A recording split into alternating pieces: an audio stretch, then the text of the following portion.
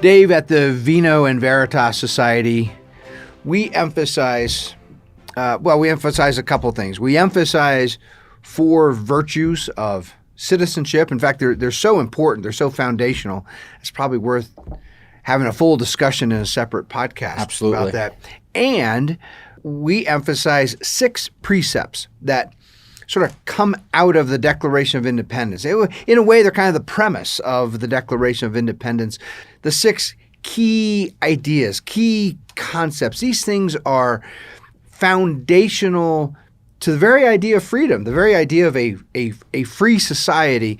There's a lot to say about the Declaration of Independence. It's an eloquent, poetically beautiful, philosophically deep document. One of my fantasies in the world, this is what a geek I am, I've often wanted to teach a semester-long graduate course on the Declaration of Independence. That would be the only reading, is just going through line by line, clause by clause, because there are so many ideas, concepts, lessons contained in the Declaration. Right. But what we've done for our members is we have distilled them down to a core 6 precepts in the Declaration of Independence. And have a 2-episode totaling 3 hours plus toolbox coming online soon, in addition to what's currently exists, which is a series of shorter videos, but a full toolbox. So that is sort of that introductory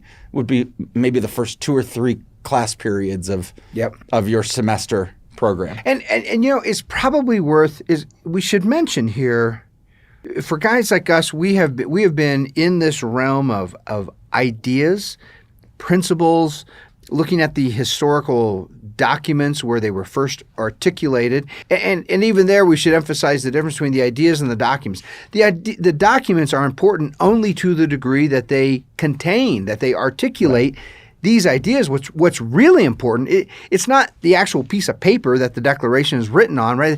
That piece of paper could get burned up if it wasn't buried under 6 feet of glass in the National Archives. What's really important are the ideas represented by the words written with ink on those pieces of paper. Well, it's interesting you say that, because the words are true. Right? The words exist, whether people can read them or not, whether people can acknowledge them or not, whether people understand them or not. The words of the Declaration of Independence are true. They exist. They're just there, as we talk about another way to put it, those words represent true and real phenomena in the world. Right. And that means even if you got rid of that piece of paper, you destroy the paper, the phenomena are still there. They still exist.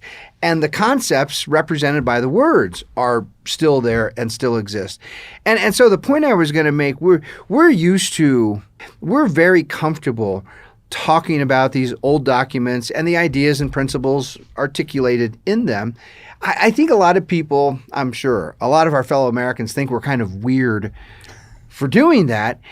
And so it's worth reminding our members there are certain great books and great texts that are timeless, that are evergreen. And not only are they timeless and evergreen, they're always relevant, they're always important. There's such an intellectual depth to them that it's worth going back and revisiting these great books and these great texts and documents over and over and over, because every time you return to them, you see something new, or it deepens your understanding, or you're able to take one of these concepts and connect it to something you had never connected it to before. So just like a great religious scholar, a great theologian, a rabbi, a priest might spend their entire life studying the Torah or the Bible, because those kinds of books are not books you just read through one time and then you're done. It's not a romance novel. Right. Right. Or, a great philosophic, Plato's Republic or Aristotle's Ethics, or I would throw in there Machiavelli's Prince. So these are books that there's a lot of subtlety to them and there's a lot to get your mind around. I would put the Declaration of Independence right in there, in that mix with those kinds of texts and documents. Does that mean that you don't have to throw them away to have progress?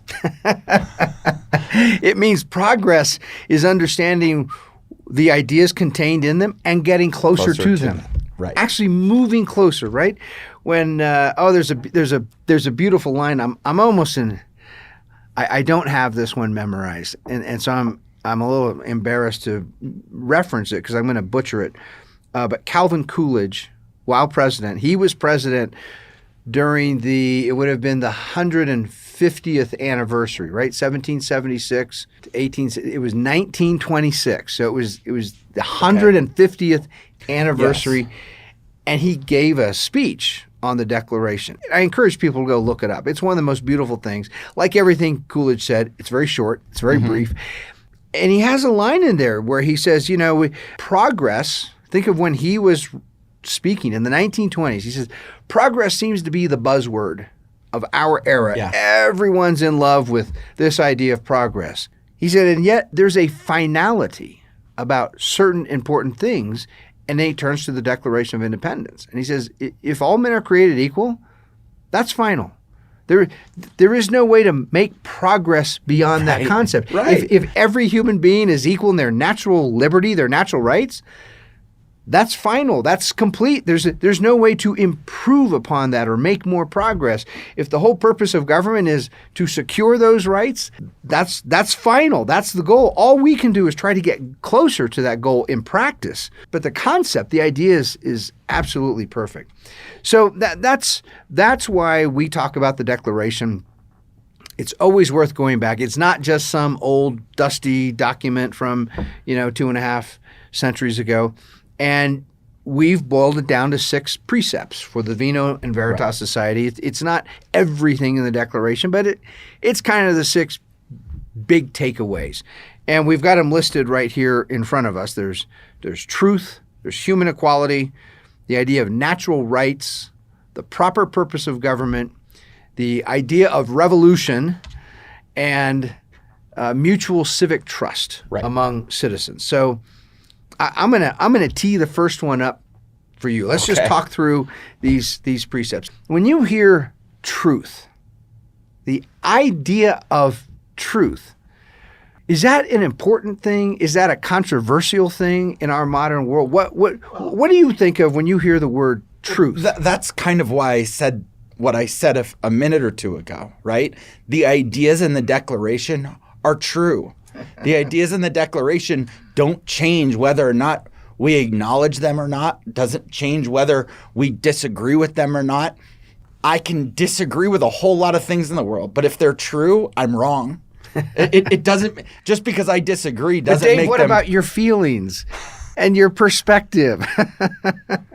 I want to step aside because I never really thought about this before, and you just said that, and it brought back a memory of high school. Okay. And I had this friend, and this friend and I are no longer friends anymore. We had a falling out right around high school, late in high school. But he is a very, very, very committed, passionate progressive today. Okay. And we have a lot of mutual friends. We all grew up together. I'm still close friends with some of our other mutual friends. And they still ask me, do you still follow him on Facebook? And I don't. I don't want anything to do with the guy. Right. And I have friends who say, man, I wish the two of you would debate because he drives me nuts because he says all these things that are outlandish and absurd and obnoxious. He's an attorney. Okay. And he would argue that there's no such thing as truth. He would argue that truth is all based on perspective. He is a multiculturalist. He is a moral relativist. Yep. He is somebody who would say, no, there is no such thing as truth. Nietzsche had a great line in his book, The Will to Power. He said, facts are precisely what there is not. No facts in the world. Okay. Just perspectives, just prejudices, just opinions. There are no objective facts, and there's no way the mind can objectively know it. In other words, there's no truth. Let me try to understand that because I missed that line when I read Nietzsche in college. Yeah. Does that mean that the only fact in the world would be that there's not a stack of $100 bills sitting here on the table next to me?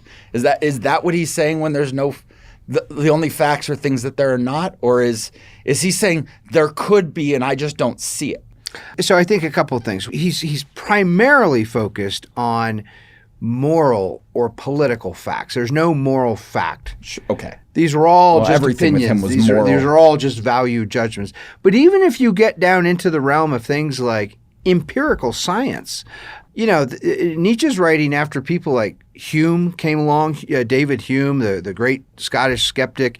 He demolished the whole concept of cause and effect, that really what we observe is a sequence of things. The human mind attributes the idea of cause, that A happened before B, therefore A caused B. Also, people like Kant, Immanuel Kant. Do you remember the old? You remember the Arnold Schwarzenegger movie where he's fighting this big creature from outer space, this alien guy. It's got this great cast. I feel like in that's it. like 6 Arnold Schwarzenegger movies. I'm trying to think which one. Apollo Creed from the Rocky movies. He's in there. He's one of his guys, and they all get killed except Arnold at the very end. And can't kill Arnold. Well, what makes this creature so dangerous is it's invisible to the human eye. It can make itself invisible, so you can't see it. But the creature, it sees with heat sensor. It has like a what do I want to say? Predator. Oh, predator. Yeah. So when the creature is looking right, he doesn't have eyeballs that receive light. He's detecting heat. Sure. So, a living animal is emitting heat. He sees the heat source. And I would use that example in classes when I'd be teaching Kant. Kant says there are the noumenal realm are things in themselves. This cup in itself, our little characters, everything, every physical thing in the world has its own being in itself. We experience it as a phenomenon. The phenomenal realm is how we experience it. So physical items, for example, when we see it, we don't actually see the thing. This is we're kind of going down a rabbit hole, but I am going to come back. We're going down the rabbit hole of the allegory of the cave. But I promise I'm going to come back. So this is Kant's argument. We don't actually see this cup. What we see, someone's got to turn on some lights. The light hits the cup and bounces. Some of the light bounces off. The rest of it's absorbed. Whatever light bounces off is the color of the cup that we see. Right. So we're not actually seeing the cup. We're seeing the light bouncing off of just the cup. I guess you could technically say is true. Well, it is true, right? That's what we actually see. Or if we smell something, we smell the odor coming from something. We hear.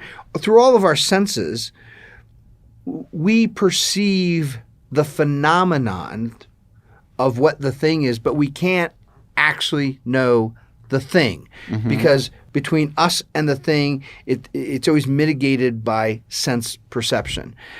And so this is part of what Nietzsche's talking about. He becomes this great skeptic even of science.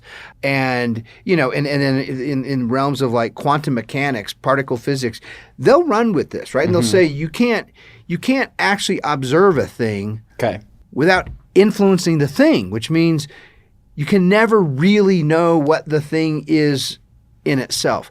So in all these realms, Nietzsche's saying, Nietzsche, the great proponent of nihilism. Right. We can't know anything. And here's sort of we're on precept number 1, talking about truth. That teaching of Nietzsche has become the dominant, prevailing prejudice, assumption in modern progressive America. This notion that there is no truth. Although I'm going to immediately add a caveat, add a footnote. Because it turns out human beings, no matter how progressive they get, no matter how steeped no matter how much progressive indoctrination they had in college and high school and grade school, no matter how much they're surrounded by multiculturalism and moral relativism, they're still moral beings. And what that means is there are still things they find to be morally wrong. Sure. And so there's always this contradiction, right? If you make an argument for something the progressives don't like, they will dismiss it and say, well, that's just your prejudice. That's just your feeling. That's not a moral truth or moral fact. But challenge something they like. Challenge the idea of some subsidy program. And they will be really quick to shame you. Shame on you, right? Challenge global warming. Challenge face masks in an age of COVID, right? Believe the science. Right. Science is truth. I mean, you see these on these signs. That's right. Science is truth when the science supports what you want it to do, or when a scientific experiment, right? That's right. And this is what we know about science throughout history. Science does change. Science is not always correct. Science is, think about the scientific method. I make an observation. I go test that observation. I develop a theory, and then I go test to see if I can replicate that theory. And if I can replicate that theory, that must be true. But later on, as technology develops, as technology evolves, as we get new opportunities to do different things, we can retest theories, and we later find out, yeah, I was wrong. The Earth was flat for how many years, right? Because the extent of our ability to do the test told us that the Earth is flat. It also told us that the sun revolved around the Earth. Right. So all of these things, science is only as true as it's able to tell us based on the current technology. But science is always open to revision based upon further evidence. Right. That's the nature of science, right? Right. Always. And however, I want to say this. Yeah. The truth always exists regardless of whether or not the science can prove it or not. That's right. Right? The Earth was always round regardless of whether or not we knew that or not. That's right. The Earth always revolved around the sun regardless of whether we knew that or not. So there is a truth out there. In fact, not only whether we knew it or not, the Earth was round even when people were offering thoughtful demonstrations and proofs, mathematical, scientific proofs, proving that the Earth was flat. Turns out it still wasn't flat. It was the Earth was still round, even though there were these sophisticated, proofs that it was flat. Therefore, as we talk about the first precept of truth, there is truth in the world. There are things that are undeniably, factually true. I'm going to challenge that. Okay. Anything's deniable. Anything can be denied. Somebody can deny gravity. Someone can say, I deny gravity exists. I don't believe it. I don't think there's gravity. And I'm going to go jump off the top of this building and fly away because I deny gravity. Will you point me to their house? I'm gonna bring them glue and Velcro and anything else I can think of that's adhesive, tape. I'm gonna just go sell them by the box. I'm gonna create a box because I like capitalism and I believe that capitalism should fill a void. Yep. So I want to go sell them any adhesive I can come up with, because if they deny gravity, they're welcome to. They're wrong. Right. Right? That's the thing. So I say undeniable. You're right. It can be denied. But you can be wrong too. That's correct. There is truth. There are things in the world. There are truths in the world. There are principles that don't change. And the only real question is, have we understood them or not? Have we discovered those truths or not? And so from a political standpoint, there is an important truth, and our founders knew that important truth, and that's our second precept. And that's that all men are created equal. Yeah. And to me, that precept is not only one of the most important precepts to understand, it's also one of the hardest to understand for people. It's one of the hardest for people to apply. Even though we live in a world, in a progressive world, where equality, usually wrongly understood, but still that term equality has become the supreme moral ground. Tocqueville predicted this in the 1830s when he wrote Democracy in America. When he says democracy, for those of you who, there it is. For those in our group, we've got democracy right here. Some Tocqueville here. One of the more important books I've ever read. Yeah, we're gonna we will do some in-depth discussions about that book at one of our regional conferences because Yeah. I think it's hugely important. And when Tocqueville talks about democracy, he's not talking about a detailed analysis of different regime types the way that Aristotle did. Tocqueville divides the entire world and all of history into two classifications. The ancient world was a very aristocratic world, very hierarchical. There was no concept of human equality in any way.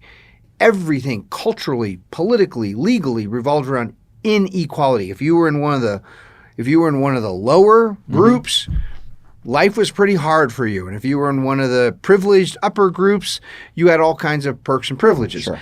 The modern world, Tocqueville observed, it's becoming increasingly democratic, this idea of equality. And it means much more. He said it's much more than just equality of rights or equal protection of the laws.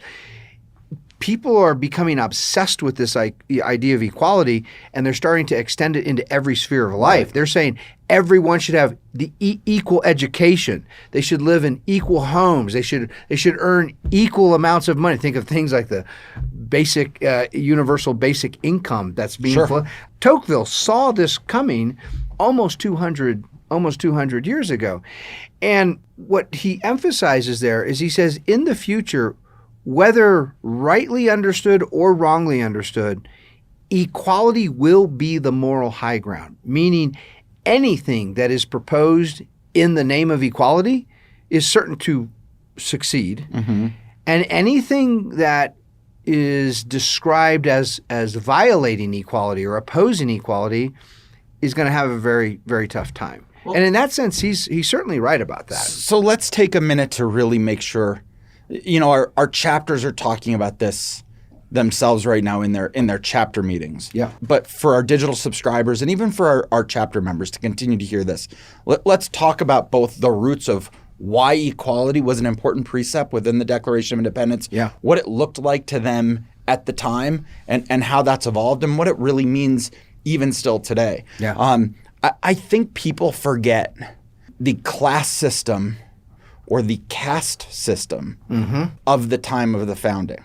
Throughout the world, we had kings, we had aristocrats, we had emperors, pharaohs, all of these different types of people who were immediately granted a higher status based on religion, based on bloodlines, based on different things. They were considered to have a higher status than other people. Yep. In some cases, they were actually worshipped as gods, right? Or semi-god-like beings. And they got to make decisions of what happened to everybody else in society. Yeah. You and I have talked quite a bit about the term landlord. In many monarchies, you were not an owner of your property. You didn't have any rights to your own property. Your landlord, your lord, your king, your monarch owned the land you lived on. You took care of it took care of it for them. They were your landlord. Yeah. And this whole idea of equality said there can be no king. Right. There can be no pharaoh. There can be no dictator, emperor, name it. That can't exist anymore. It can't exist rightfully. Correct. If it does, it's wrong. It's untrue. It's right. It's unjust. So the idea here was, first of all, everybody starts with this equal right to their own property, right? Well, let's go something even more basic. When the Declaration says, we hold these truths to be self-evident that all men are created equal, what that means in the very first instance is something that it's so simple, it's so basic, it's almost unremarkable. Your eye almost passes right past, just glosses right past it. But it means this: every human being is human, equally human. It means no human being is more human than anyone else. No human being is less human. And then, of course, that raises the question, well, what does it mean to be a human being? Human beings have certain physical characteristics they share. We all have skin. We have hair. Most of us are born with eyes and ears and the basic organisms, the physiology of what it means to be human. But there's something that sets human beings apart from all non-human beings.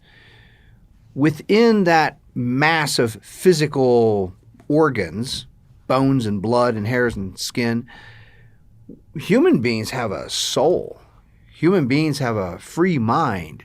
We have this physical matter, and in the middle of it is metaphysical, a metaphysical being, something that is metaphysically free, something that is capable of making choices. I mean, when you think of choice, that act of choosing, that is freedom, right? Freedom and choosing are synonymous with each other. Only a truly free being makes a choice. Well, what is it about us, right? It's not my bones that make a choice. It's not the hair on my arms that makes a choice. It's a mind. It's your mind. It's a soul. And so when you look at the nature of a human being, it's a physical being that is home to a metaphysical mind. Nature seems to be suggesting that the mind should be the governor of the body in which it's home, meaning my body should be governed by my mind, right? What my hand does, what my feet do should be governed by my mind. Your body should be governed by your mind. Each human being, their body should be governed by their mind. This is the basis of self-government. And that no king, monarch, pharaoh, like we've said, has the right to govern your body. That's right. In fact, I would define that, I have defined that in some of the literature I've written. I define that as slavery. That's the essence of slavery. Correct. When the mind of one person, when someone's mind governs his own body, that's self-government. And that's proper. That's right. That's free. When the mind of one person governs his own body and the body of someone else, points a gun at someone or holds a whip or chain up and says, you're going to do what I tell you or I'm going to hurt you. My mind's going to command what your body does. That's the essence of slavery right there. So we've done both an American Idea toolbox and a declaration toolbox. And I think people, I would hope everybody will go back, watch those, listen, kind of get your mind around those ideas, and they can get more into the theoretical. I'd like to bring this conversation of truthful equality around to more of a current conversation. What is it that the progressive movement really wants? We often talk about the progressive movement wanting equality of outcome, right? They want everybody this person shouldn't have more wealth than this person shouldn't have more opportunity than this person shouldn't get to live in a big house while this person is homeless, this person shouldn't get to spend their time doing things they love because they've got the capital to be able to have that freedom while this person has to work harder hours. We saw a quote late last week or over the weekend from AOC. I don't know if you caught this, where she says what Republicans will never understand is crying in the cooler of the restaurant because somebody yelled at you for giving them sparkling water instead of still or something like that. I mean, it was just this crazy idea that everybody should experience that and everybody should have to go through that equally, right? That's how they start. They've been talking about equality, and they're heavily focused on equality of outcomes, but they're also heavily focused on equality of starting points, right? We should all start equal. And they do that. You talk about things like an estate tax, right? Death taxes and estate taxes, where okay, your father might have made money, but you didn't make that, so you don't have any right to it. Right. That needs to go back to the government. We, the progressives, we in government, are going to take as much of that as we can. We're going to take all of it. I mean, I know many progressives who advocate that there should be no right to inheritance. Yeah. It should all go back to the government to be distributed among the people. Because you didn't earn that. Your father or your mother or your grandfather or your grandmother or their whatever, they earned it. I want to follow that path because even if they accomplish that, right, what we've seen is give an inch, they'll take a mile. If you follow that path, what happens next? What happens next is they start messing with DNA. What happens next is, I mean, this is the base plot of half the dystopian movies that have ever been made. Right. But they start to say, okay, we're going to start messing with DNA so that everybody's the same height, so that everybody's the same skin color, so that everybody's the same gender, so that everybody's the same, everything that could possibly cause somebody to have an advantage over somebody else, because or a disadvantage over somebody else, because they want a quality of not only outcomes but a quality of beginnings. Yeah. It's a good point. Their moral ethic, and I'll say more about that in a few minutes, but their moral ethic points in the direction of universal sameness. Sameness. Be the same in every way, because any kind of difference is likely going to offer somebody some kind of advantage or disadvantage over someone else. I'd like people to just take a minute and really think about what that world would be like. Mm-hmm. It would be boring. Could you imagine? Could you imagine how boring that world would be, that, as two guys who love sports, if everybody was the same at baseball, right? Everybody had, based on their DNA, had the same ability to hit a baseball. Right. But then here's the trick. That doesn't always work. It actually never works, because people start to prioritize and they practice and they train, and somebody is going to be better at baseball than somebody else because this person wanted to spend their time playing baseball, whereas this person, and those could be environmental influences, those could be parental influences, those could be just sheer luck. Well, even within this progressive utopia of sameness, there will still be a role for handicaps. So if someone starts to excel at something because they prioritize it, then maybe they need to be handicapped somehow. Right. Well, it's like golf, right? If we're going to play a tournament, I want to know how good you are, and you're going to know how good I am, and we're going to handicap each other to make sure that the starting point is fair. Yeah. But what you're going to end up seeing is you can never stop regulating. You can never stop controlling. And it's always the dog chasing its tail. Yes. So this idea of equality of starting point, this idea of equality of outcomes, it's impossible to ever actually achieve. That won't stop progressives, though, from saying, let's get as close as we can. Let's go in that direction. And there's another fatal problem with it. One of the great discoveries, we were talking earlier about truth and discovery. One of the great discoveries of modern economics is the whole idea of division of labor. It turns out we're not all equally good at everything. Some of us are better at some and not as good at others. And one of the great things about freedom, a free society where free markets, free trading crops up, as long as everyone is protected by the law in their property, is a kind of division of labor.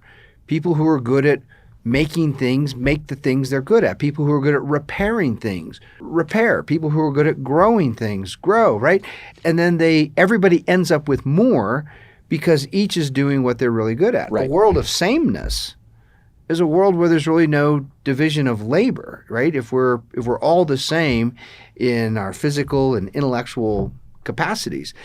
The other thing, going back to our first precept on the truth, all the big grand goals progressives have, and this is a question. It's worth us exploring. It's worth our listeners really asking this question: what is the ultimate goal? If you ask progressives, you could have anything you wanted, the world to be as you truly want it. What exactly would it be? I think for many progressives, it's unclear to them because they tend to be primarily negative. There's things they don't like. They don't like power. They don't like privilege. They don't like productivity. I would challenge they don't like power. Well, they want power to take power. They don't like others having power. Right. They don't like power that they're not in control of. Right. That's too scary and that's too dangerous. But whatever it is, whatever their ultimate goal is, they have a really hard time defending that as true or good. Because again, there's a kind of nihilism There's a relativism there at the very core of the way that they think of the world. You see this. I was just at a conference a few days ago, and there were several speakers and panelists on education, different aspects of education. And this is like a new cutting edge. This is the trendy thing in the world of education today. SEL, social and emotional learning.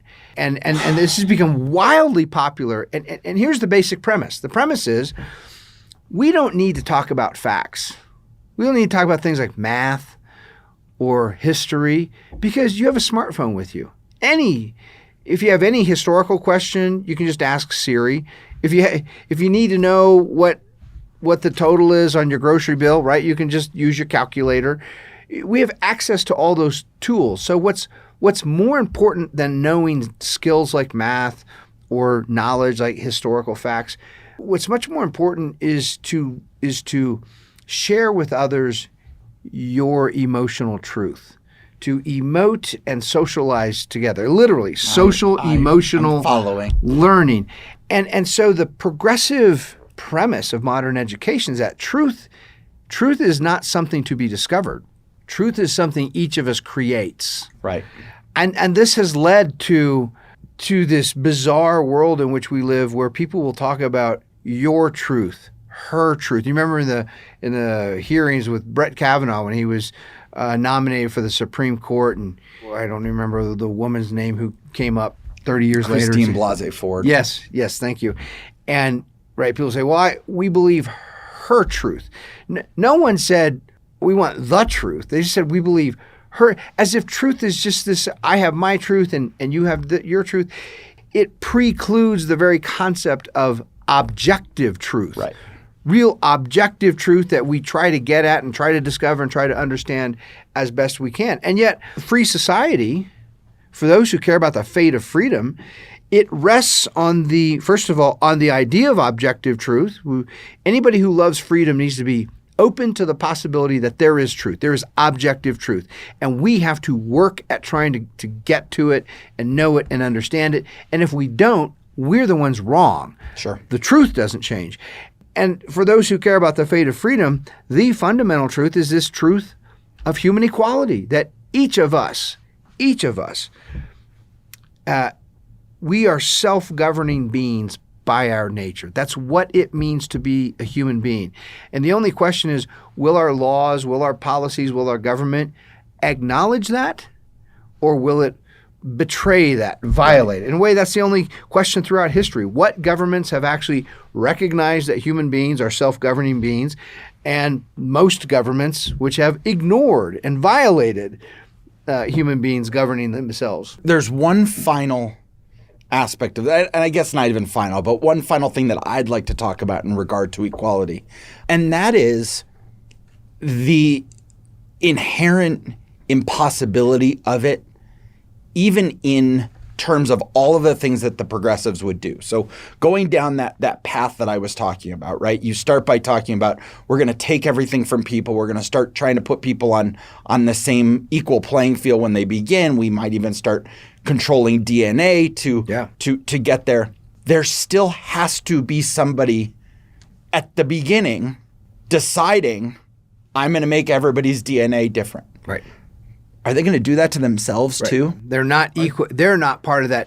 When they're trying to design or engineer equal outcomes, and they say, "Here's the pool of human beings," they're always exempting themselves. Right. Leo Strauss pointed out many years ago. Leo Strauss was my teacher's teacher. My teacher was Harry Jaffa. His teacher was Leo Strauss, and Leo Strauss was one of the sort of the great philosophic minds in the 20th century. Right. And one of the rare who pushed back against the whole premise of progressivism and socialism and communism. He challenged it. He didn't just swallow it hook, line, and sinker the way most academics do. And Strauss pointed out that all modern philosophy, meaning all philosophy after Machiavelli, so you look at Rousseau, you look at Hegel, you look at Karl Marx, you look at all these modern thinkers, the one thing they all do is they all exempt themselves from their own analysis. They say, I Rousseau, or I Sigmund Freud, or I Charles Darwin, I can explain how everyone else is, why they think the way they think, why they act the way they act, make the choices the way they act. And then you ask that thinker, well, Mr. Marx, Mr. Karl Marx, is your theory that you just presented, explaining all human phenomenon, is your theory a product of class conflict? Does it just so happen because of the economic class struggle you were in? He'll say, oh, no. Right. My theory is true. Isn't that convenient? Well, and we've talked about that story I ran into before of the woman I talked to who said that she can empathize with the 9/11 hijackers. Right. This progressive woman who swears up and down she's not a moral relativist, who swears up and down she's not a multiculturalist. She says there's no relativism. Right. She told me flat out, she said, I can empathize with why they did it, but they were wrong. And I said, why were they wrong? Because I believe that killing those people was wrong. Not because it is, not because it's true, but because she believes it. And that means that she doesn't see herself equal to everybody else. She's exempting herself from the rest of the conversation. There's another important piece here, this idea of human equality. You know, we've been emphasizing that what human equality means at its root is this idea that every human being is equally human, which means every human being by nature. This isn't the result of some law or policy or regulation. By nature, every human being is a self-governing being. Right. Every human being has the capacity to make choices to govern himself. And yet, for progressive central planners and social engineers to achieve the kind of world they want, equal outcomes, equal beginnings, sameness across the board, it means violating, ignoring that human beings are self-governing. It means the handful of progressive social engineers and central planners, they're going to control the lives. Right. Beginning as early as what their genetic makeup is, and then what kind of education they receive and what kind of job they're going to have and how much they're going to get paid at their everything else. It means we progressive central planners, we're going to control the lives of others. In that sense, you mentioned, Dave, very early here, you were throwing out how the world before at the time of the American Revolution, the whole world was aristocratic. Right. The whole world was governed by hierarchies of, kings and princes and pharaohs and emperors and other elites lording over everybody else. And what progressives, I think, fail to understand is their goals isn't to move beyond, it's not to move ahead, it's not to make progress, it is to return to a situation where there are a few elites who are lording over and controlling everyone else. They're just giving themselves different titles. They're not calling themselves pharaoh or king or emperor. They're calling themselves experts, scientists. Yes. And that gives them, in their mind, the moral authority to rule over everyone else. And by definition, according to them, if they are a scientist, never mind that science changes, never mind that science gets better, that science evolves, that science learns, in their mind as scientists, they are right. Their truth is the truth. Is the truth, and it's unimpeachable, it's unquestionable. By the way, I want to mention for our members who like to read and are interested in this subject, the subjects we're talking about, on this idea of human equality and human nature and the attempt of some to try to control and manipulate it, control human nature, human beings, because of some utopian dream. The single best book of which I know is this beautiful short little book by C.S. Lewis called The Abolition of Man. And it is absolutely gorgeous. It's been a long time since I looked at it, but I'm thinking it's somewhere around 100 pages, maybe 120 pages. It's not a lengthy book at all. And Lewis, in terms of beautiful writing, he ranks way up there of the writers over the last century. I highly recommend The Abolition of Man by C.S. Lewis, and he shows the ultimate consequence of going down this path of a few trying to control and engineer and plan the lives of the many in the hope of producing some kind of paradise. They don't produce a paradise. They produce a living hell is what they end up producing. So you talked a little bit about human nature when you started that, and this is going to take us a few different podcasts to get through these precepts and eventually get into the virtues, because the virtues are also important. So I think we've asked our chapters to focus pretty heavily throughout the month of December and January on these core ideas, and I think we should as well through all of our podcasts all the way through. But I think maybe a little tease into the third precept, because you brought it up. When we're talking about equality, we are all human beings. We're equal in that we are all human beings, and we all have natural rights as human beings. And I think that is the third precept, and I think it's at least worth starting a little introduction to. Yeah, it's interesting. If you read through the Declaration, that famous second paragraph that begins, "We hold these truths to be self-evident," what happens is they're all connected. It's all these dependent clauses that keep adding layers of qualification. So the first truth is this great big truth. We hold these truths, plural, to be self-evident. That, and then the first one is that all men are created equal. That's a great big truth. Right. And then it qualifies. It adds a qualifier. Here's what we mean by that. And then here's what we mean by that. And it gets more and more specific as you keep going. And the end result is going to be revolution, that these people have a right to revolution. So it goes from, we hold these truths to be self-evident that all men are created equal. The second one, so this is adding, right? This isn't in place of, or it's not in opposition. It's an additional qualifier. Not only are we equally human, that all men are created equal and are endowed by their Creator with certain unalienable rights. Right. Among which, so this isn't all of them, this is just the three biggies, are life, liberty, and the pursuit of happiness.